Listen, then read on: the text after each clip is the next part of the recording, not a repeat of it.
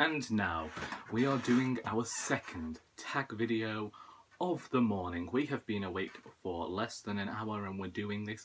We are clearly gonna have a productive Monday.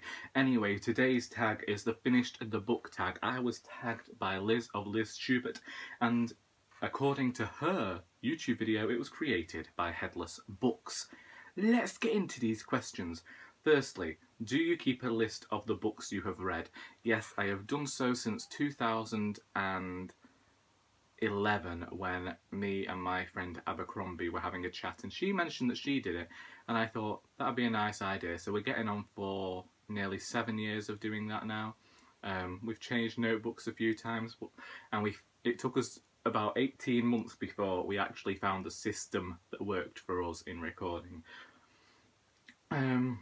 2. If you record stats, what stats do you record? None. 3. Do you give star ratings for books, and if so, what do you score books out of, and how do you come about this score?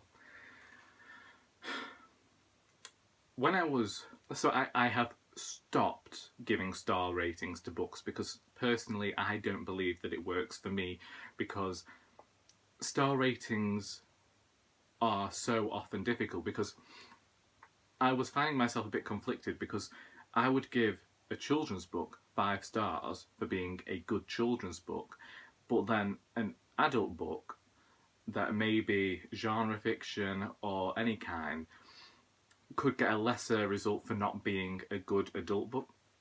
And I felt like star ratings put them in similar categories, so now I prefer to say whether I liked or disliked a book.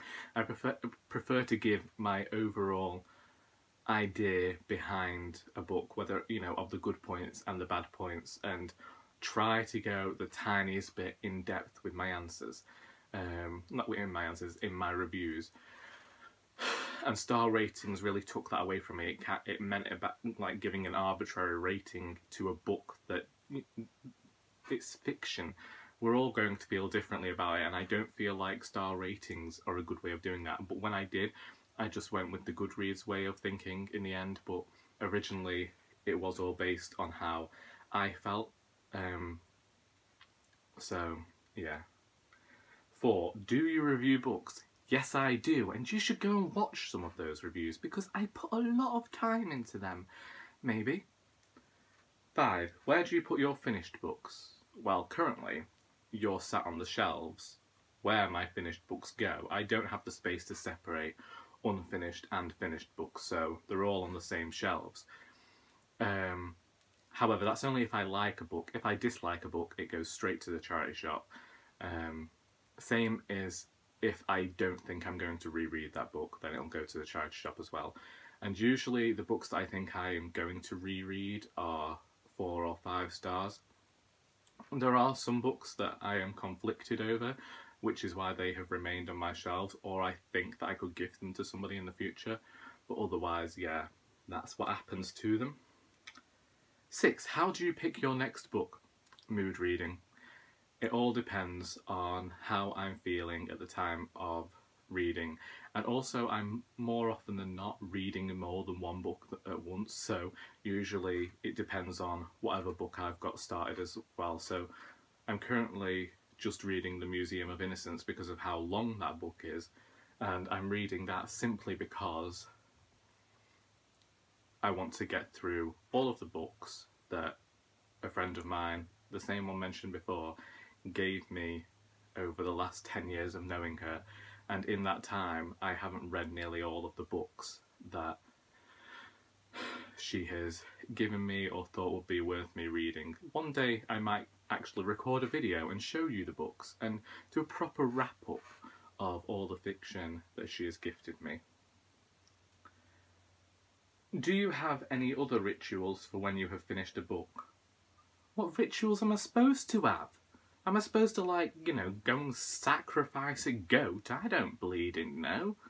Usually if I finish a book I put it down and I'm thinking, bloody hell, I'm done. Finally. That's it. That's how I go about my day. That is how I go about my business. You're taking up my time. When it's done, it is done. Sometimes if I hate a book, I'll slam it down. If I really enjoyed a book, then there might be a few minutes of just sitting there composing yourself. With Fool's Fate by Robin Hobb, I just abandoned all hope and hid in my bedroom, but that's about that. 8. Who do you tag?